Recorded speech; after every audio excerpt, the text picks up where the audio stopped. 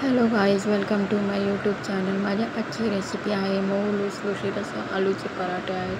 तर ते पराठे कसे बनवले आहेत ते तुम्ही बघा. आता मी प्रथम 2 बटाटे घेतले आहेत. त्यातले 1 बटाटा मी कटिंग करून घेणार आहे. कटिंग करून घेतल्याच्यानंतर कढईमध्ये पाणी गरम करायला ठेवलेलं आणि त्याच्यामध्ये मी हे सगळे बटाटे कटिंग केलेले आहे ते त्याच्यामध्ये टाकणार आहे. चांगले शिजवून घेणार आहे बटाटे आणि शिजल्यानंतर मी एक साईडला कणिक मळून घेते. कणिकमध्ये प्रथम मी मीठ टाकलं थोडंसं, त्याच्यानंतर तीळ टाकायचे थोडं 1 चमच. त्यानंतर कोथिंबीर थोडी जास्तच टाकायची, कारण कोथिंबीर पीठ मळल्यानंतर छान लागते. आणि त्यामध्ये मी कणिक घेतलेलं आहे 1 वाटी आणि त्याला मी छान असं मळून घेणार आहे.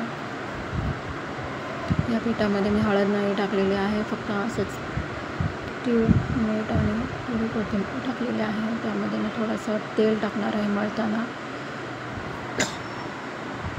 थोडंसं तेल टाकलं का ते मऊ लुसलुशीत असं पीठ होतं. आणि इथे मग जे बटाटे बॉईल करून घेतलेले होते त्याचे आता मी साली काढून घेणार आहे. सगळ्यांना साली काढून घेतल्यानंतर ते त्याने स्मॅश करून घेणार आहे. स्मॅश केल्याच्यानंतर त्याच्यामध्ये मी थोडेसे मीठ टाकते. मीठ टाकल्याच्यानंतर मी त्याच्यामध्ये बटाटे स्मॅश करून घेते. स्मॅश केल्यानंतर त्याच्यामध्ये थोडंसं मी गरम मसाला टाकणार आहे. गरम मसाला 1 चमच असं पकडून चला. थोडीशी अर्धा चमचा हळद आणि थोडंसं मीठ टाकणार आहे. कोथिंबीर तुम्हाला जास्त पाहिजे कमी पाहिजे ते तुमच्या आवडीनुसार. मला जास्त पाहिजे म्हणून मी जास्त घेतलेली आहे कोथिंबीर. आणि इथे मी सगळं हे मिश्रण एकजीव करून घेणार आहे. त्याच्यामध्ये इथे मी कणकेचा गोळा तयार करून घेणार आहे.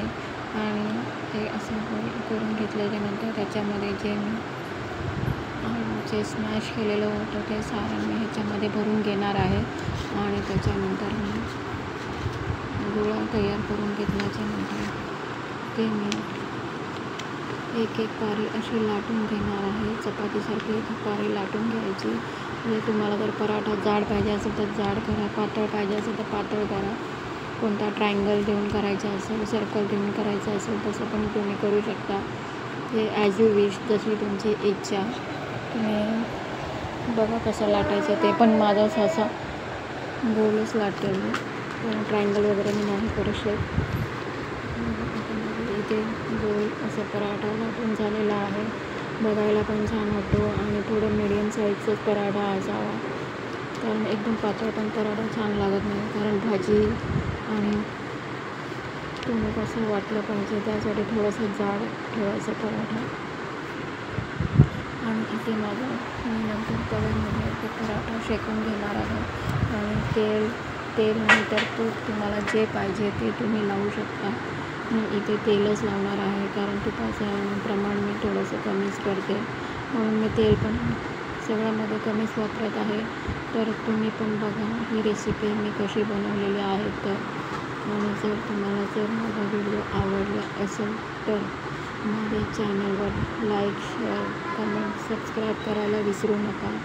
चला तर मग भेटूया आपण नेक्स्ट व्हिडिओमध्ये.